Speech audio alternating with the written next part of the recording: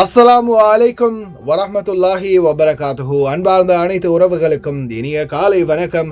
உங்கள் மீது சாந்தியும் சமாதானமும் உண்டாகட்டும். இன்றைய காலை பொழுது உங்கள் அனைவருக்கும் இனிய பொழுதாக அமைய எல்லாம் வல்ல இறைவனை பிரார்த்தித்தவனாக இன்றைக்கும் தொடங்கிய பல முக்கியமான செய்திகளை பற்றி தான் பார்க்க போகிறோம். வீடியோவை கடைசி வரைக்கும் பாருங்க. தெரியாத நண்பர்களுக்கும் மறக்காம ஷேர் பண்ணுங்க. வீடியோ பிடிச்சிருந்தா ஒரு லைக் பண்ணுங்க, சப்ஸ்கிரைப் பண்ணுங்க, தொடர்ந்தும் சப்போர்ட் பண்ணுங்க. குவைத்துடைய தினார் மதிப்பு உள்ளதா பார்த்தலாம். இலங்கைக்கான ரூபாயில் ஒரு தினாரின் மதிப்பு 956 ரூபாய் 23 உள்ளது. இந்தியாவின் ரூபாயில் ஒரு தினாரின் மதிப்பு 277 ரூபாய் 8 உள்ளது. இது அல்முல்லா எக்ஸ்சேஞ்சுடைய அப்ளிகேஷன் ஆன்லைன் ரேட் ஆகும். அதே போல கூகுள் ரேட்டை பார்த்தலாம். இலங்கைக்கான ரூபாயில் ஒரு தினாரின் மதிப்பு 967 ரூபாய் 47 உள்ளது. இந்தியாவின் ரூபாயில் ஒரு தினாரின் மதிப்பு 279 ரூபாய் 34 உள்ளது. அமான் எக்ஸ்சேஞ்ச் ரேட்டை பார்த்தலாம். இலங்கைக்கான ரூபாயில் ஒரு தினாரின் மதிப்பு 957 ரூபாயாக உள்ளது. இந்தியாவின் ரூபாயில் ஒரு தினாரின் மதிப்பு 277 ரூபாய் 10 உள்ளது. சஜில் எக்ஸ்சேஞ்ச் ரேட்டை பார்த்தலாம். இலங்கைக்கான ரூபாயில் ஒரு தினாரின் மதிப்பு 962 ரூபாயாக உள்ளது. இந்தியாவின் ரூபாயில் ஒரு தினாரின் மதிப்பு 277 ரூபாய் 15 உள்ளது. சஜில் எக்ஸ்சேஞ்ச் பற்றிய மேலதிக தகவல்களை தெரிந்து கொள்ள 97 23 54 61 என்ற வாட்ஸ்அப் இலக்கமூடாக தொடர்பு கொள்ளுங்க. தினந்தோறும் ரேட்டையும் பெற்றுக்கொள்ளுங்க. இலங்கைக்கான ரூபாயில் ஒரு தினாரின் மதிப்பு 960 ரூபாயாக உள்ளது. இந்தியாவின் ரூபாயில் ஒரு தினாரின் மதிப்பு 277 ரூபாய் 10 உள்ளது. இது ARY எக்ஸ்சேஞ்சுடைய அப்ளிகேஷன் ஆன்லைன் ரேட் ஆகும். KBE எக்ஸ்சேஞ்ச் இலங்கைக்கு 954 ரூபாய் 40 வழங்கியிருக்கிறாங்க. அதே போல இந்தியாவுக்கு 276 ரூபாய் 15 வழங்கியிருக்கிறாங்க. குவைத்துடைய பல எக்ஸ்சேஞ்சுகள்லையுமே அக்கௌண்ட் நம்பரை மறைச்சிடுறாங்க. இதை பற்றியும் உங்களுக்கு தொடர்ந்துமே தெரிய தரது. நீங்கள் ஏதாவது ஒரு புதிய எக்ஸ்சேஞ்சுக்கு பழைய பற்றுச்சீட்டோட போகிறீங்களா இருந்தால் நிச்சயமாக அதில் அக்கௌண்ட் நம்பர் இருக்கா அப்படின்றத செக் பண்ணிக்கோங்க. அப்படி இல்லாத பட்சத்தில் எழுதிட்டு போனாலும் பிழை இல்லாத அக்கௌண்ட் நம்பர் எழுதிட்டு போங்க. ஏதாவது ஒரு நம்பர் பிழைத்தாலும் கூட உங்களுடைய பணம் நாட்டுக்கு போய் சேராது. அந்த பணத்தை திரும்ப பெறணுமா இருந்தாலும் ரொம்ப நாட்களாகும், மறுபடியும் கட்டணம் செலுத்த வரும். அதே போல் எக்ஸ்சேஞ்சுகளில் பணம் அனுப்பி முடித்தது மறக்காமல் பற்றுச்சீட்டை இன்னொரு வாட்டி செக் பண்ணி பாருங்கள். நீங்கள் சரியான டீட்டெயில்ஸ் கொடுத்துருந்தாலும் எக்ஸ்சேஞ்சில் உள்ளவங்க பிளவுறதுக்கும் வாய்ப்பு இருக்குது. யுனைடெட் கல்ஃப் எக்ஸ்சேஞ்ச் கார்பரேஷன் இந்தியாவுக்கு பணம் அனுப்ப 750 ஃபில்ஸும் இலங்கை பணம் அனுப்ப ஒரு தினாரும் கட்டணமாக அறவிடுறாங்க. அல்சாமில் எக்ஸ்சேஞ்ச் கார்பரேஷன் ஒரு தினார் மட்டுமே கட்டணமாக அறவிடுறாங்க. UJ எக்ஸ்சேஞ்ச் கார்பரேஷன் ஒரு தினார் மட்டுமே கட்டணமாக அறவிடுறாங்க. Kuwait Asian international exchange 750 fils மற்றும் ஒரு தினார் போன்ற கட்டணங்களும் அறவிடுறாங்க. குவைட்டில் அல்நாதா, ARY, அமான் எக்ஸ்சேஞ்ச், UJ, அல்சாமில், Ansari exchange, Lulu exchange, Joyalukkas, KBE, UAE, Oman exchange, Bahrain exchange, PEC, World Street exchange, சஜில் எக்ஸ்சேஞ்ச், மெலிக் exchange, international exchange, Al Shafa exchange, இது போன்ற இன்னும் பல எக்ஸ்சேஞ்சுகள் இருக்குது. ஒவ்வொரு எக்ஸ்சேஞ்சுகள்லையும் ஒவ்வொரு விதமான கட்டணங்கள் இருக்குது. அதுலேயும் குறிப்பாக ARY எக்ஸ்சேஞ்சை பொறுத்தவரையில் 900 ஃபீல்ஸ் கட்டணமாக அறவிடுறாங்க. வெள்ளிக்கிழமைகளில் 750 ஃபீல்ஸும் சில நேரங்களில் கட்டணமாக அறவிடுவாங்க. மற்ற கட்டணங்களோட அறவிடும் போது இதில் கம்பேர் பண்ணி பார்த்தா உங்களுக்கு 350 ஃபீல்ஸ் 500 ஃபீல்ஸ் போன்ற லாபம் இருக்குது கட்டணத்திலேயே. அதே போல தான் சஜில் எக்ஸ்சேஞ்ச், மெலிக் exchange, international exchange, Al Shafa exchange, அல்சாமில், UJ இது போன்ற எக்ஸ்சேஞ்சுகளில் ஒரு தினார் மட்டுமே தான் கட்டணமாக அறவிடுறாங்க.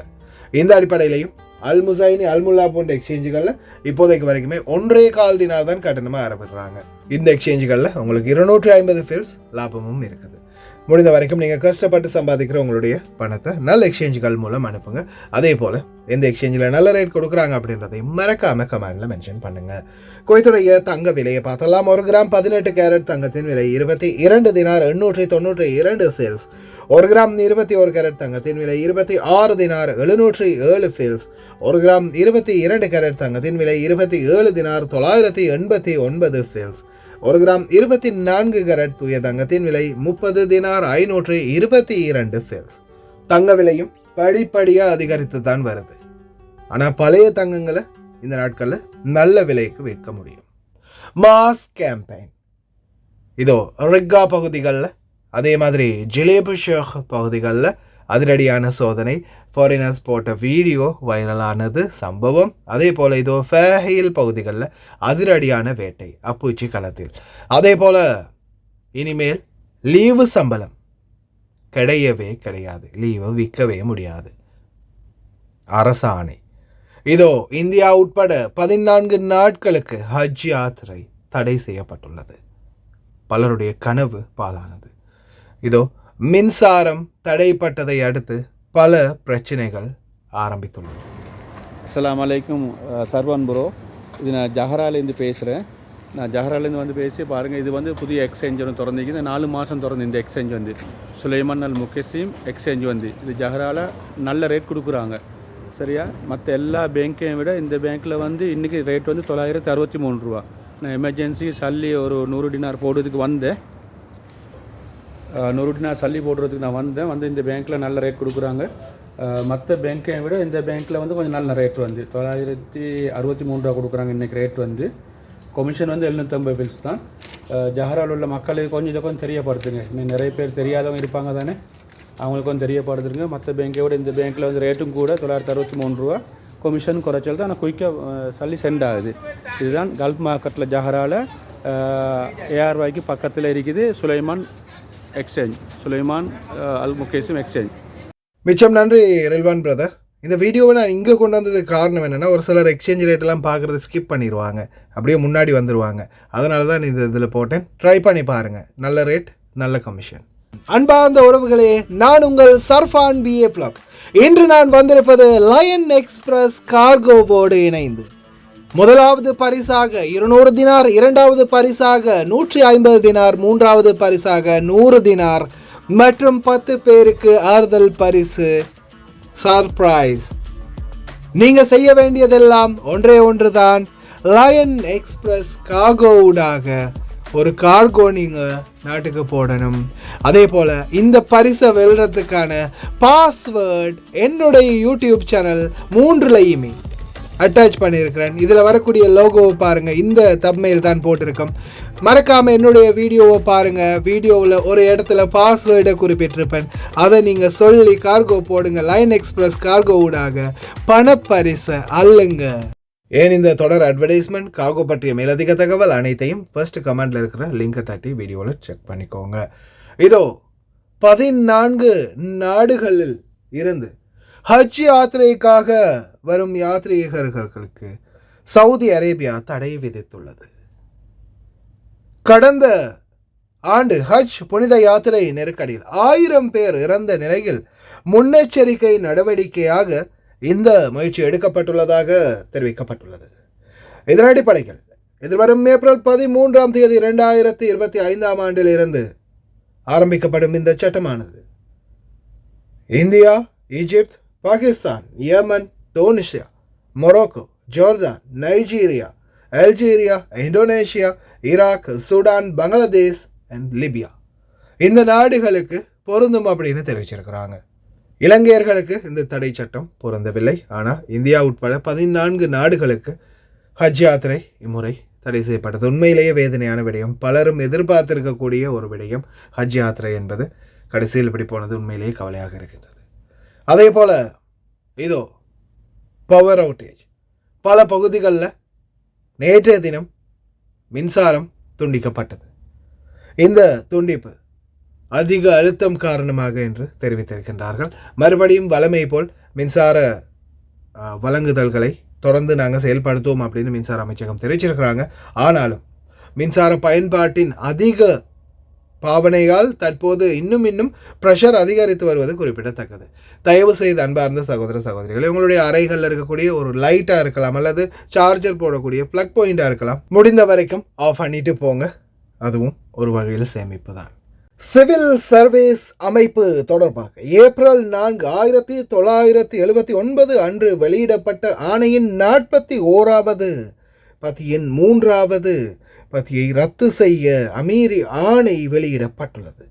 சேவையின் போது காலமுறை விடுப்பு நிலுவையில் இருந்து ரொக்க இழப்பீடுக்கான உரிமையை நிறுத்தி வைப்பது குறித்து இது அமீரி ஆணையின தெரிவிக்கப்பட்டுள்ளது.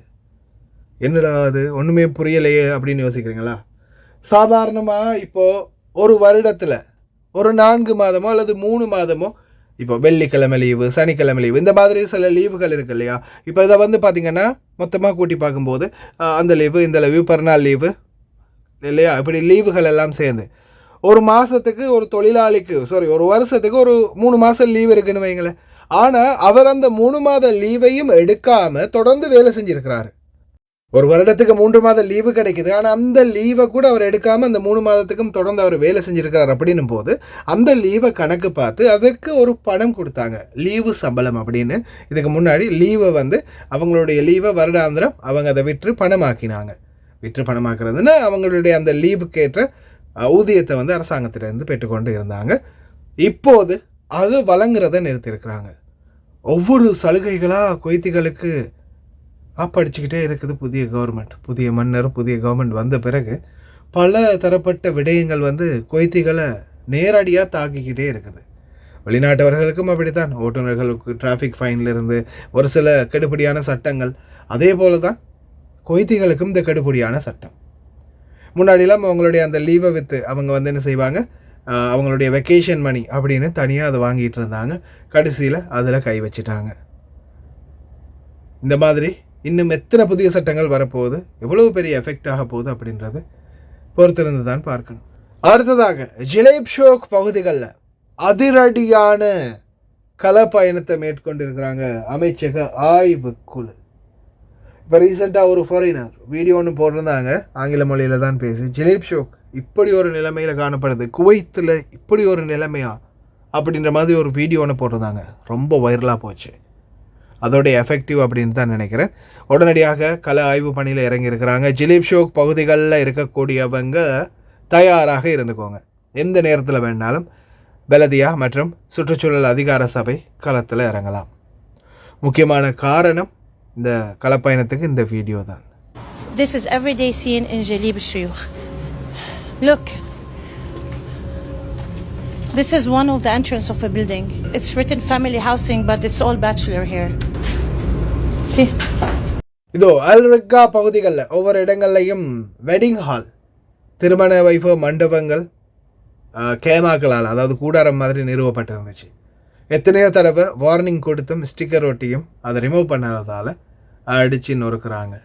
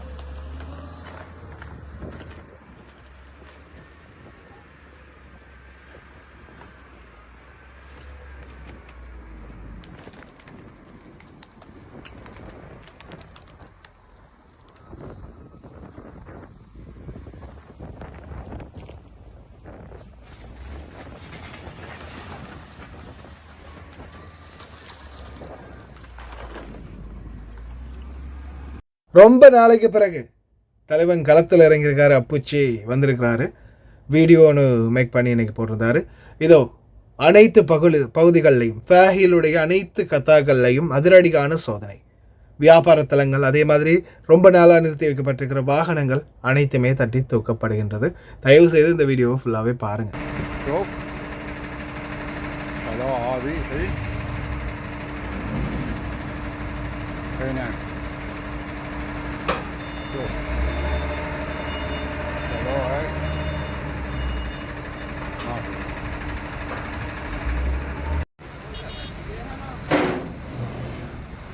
طالع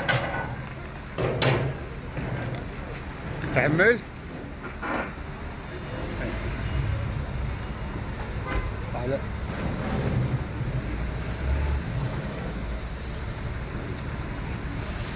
شوف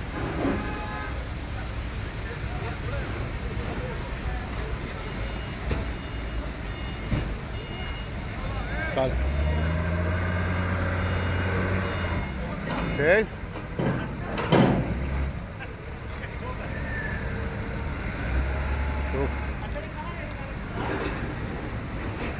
شيل تويتا قدام؟ ايه تويتا قدام. شوف تفاحة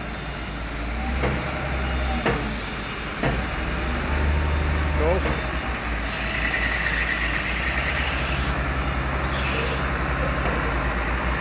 تفاحة طالع شغالين طالع يا جماعة شوف شوف هني شوف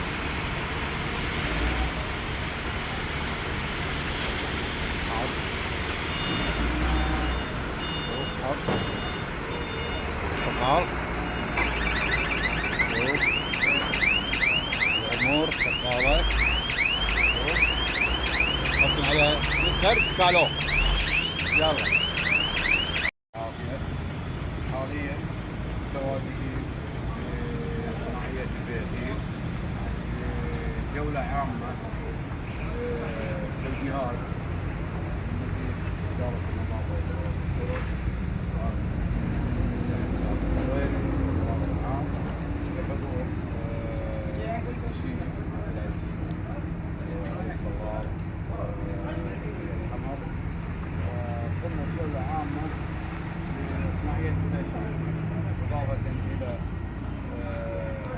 الأسواق التجارية لرفع بعض المركبات المتواجدة في الساحات والمواقف العامة زائد تفتيش على المحلات الصناعية التواجد عندهم تراخيص استغلال مساحة أفضل ولذلك تم التعهدات بعض المخالفات لعدم شروط النظافة والالتزام فيها. أخوكم محمد النيس الهادي المشرف بلدية البيحين الله يعطيكم العافية يعطيهم العافية. شوف قاعد يرفعون شوف عند مسجد الشيخ سالم العلي شوف عند الحراج سيارات شوف شغالين شوف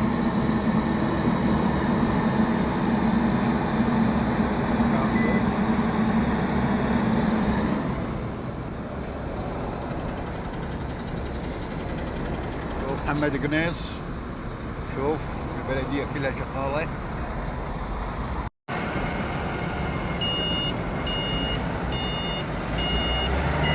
البلدية يعطيهم العافية بدوا الحين كانوا شغالين كانوا برفع السيارات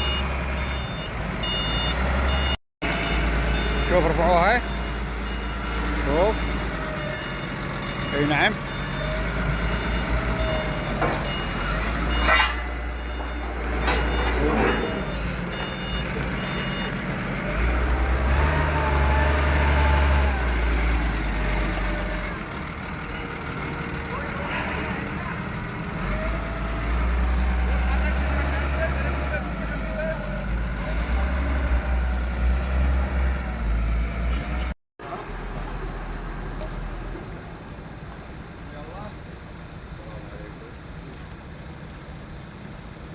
السلام عليكم يعطيكم العافية. معكم أخوكم محمد السماجري مشرف بلدية البيحين مع إخواني وزملائي المفتشين العزيز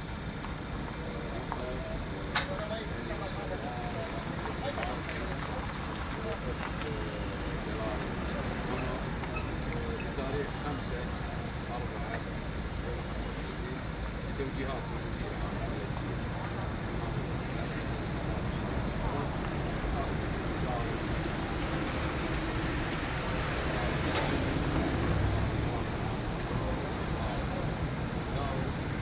قام المركز بجولة عامة التجاري والاستثماري والصناعي بعض المركبات موجودة في الساحات العامة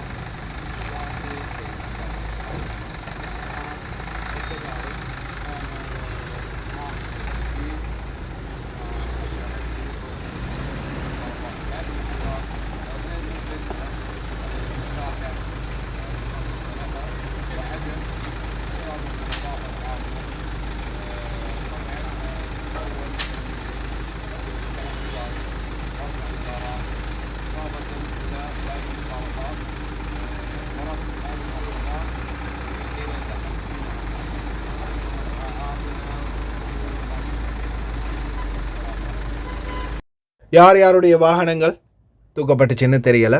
ஏன்னா சிலர் வந்து லீவு போவாங்க, வண்டி எங்கேயாவது நிறுத்தி வச்சுட்டு பார்க்கிங்கில் இல்லாட்டி இந்த மாதிரி கடைகள் இந்த மாதிரி இடங்களில் பெருசாக அந்தளவுக்கு கேமராக்களும் இருக்கும், பாதுகாப்பும் நல்லா இருக்கும். அதே மாதிரி பெருசாக நம்மளுடைய வண்டி ரொம்ப நாளாக இருக்குதுன்ற கணக்கும் வராது. ஒவ்வொரு நாளும் வண்டிகள் வந்து போகிறதால வாகன நெரிசலாக இருக்கும் அப்படின்னு சிலர் கொஞ்சம் புத்திசாலித்தனமாக திங்க் பண்ணி இந்த மாதிரி இடங்களில் மார்க்கெட்களில் அதே மாதிரி வியாபார தலங்களுக்குரிய பார்க்கின்களில் கொண்டு போய் வண்டியை நிறுத்திடுவீங்க. ஆனால் எப்படி நிறுத்தினாலும் இனி வரும் நாட்களில் ரொம்ப கஷ்டம், கண்டுபிடிச்சிருவாங்க. அதுதான் இப்போ நடந்துக்கிட்டு இருக்குது. அதால் தயவு செய்து ரொம்ப கவனம் வாகன ஓட்டுநர்களே. முடிந்த வரைக்கும் உங்களுடைய வாகனங்களை பத்திரமா பார்த்துக்கோங்க. நீங்கள் நிறுத்தி வைக்கிறதா இருந்தால் உங்களுடைய நண்பர்களோ இல்லை வேறு எங்கேயாவது அப்பார்ட்மெண்ட் பார்க்கின்கள்லையோ நிறுத்தி வைங்க. தயவு செய்து இந்த மாதிரி வெட்டை வெளிகளில் அதே மாதிரி சூக்குகள் மார்க்கெட்டுகளுக்குள்ளே நிறுத்தி வைக்காதீங்க. நிச்சயமாக வந்து தூக்கிட்டு போயிடுவாங்க. ரொம்ப கவனம். அதே போல் இனி வரும் நாட்களில் கொஞ்சம் கெடுபடியாக இருக்கும். ரொம்ப கவனமாக இருங்க. பாதுகாப்பு நடவடிக்கைகள் கடைசி வரைக்கும் பார்த்து எல்லாருக்குமே ரொம்ப நன்றி. வீடியோ பிடிச்சதா ஒரு லைக் பண்ணுங்கள், சப்ஸ்கிரைப் பண்ணுங்கள், மறக்காமல் எல்லா நண்பர்களுக்கும் ஷேர் பண்ணுங்கள்.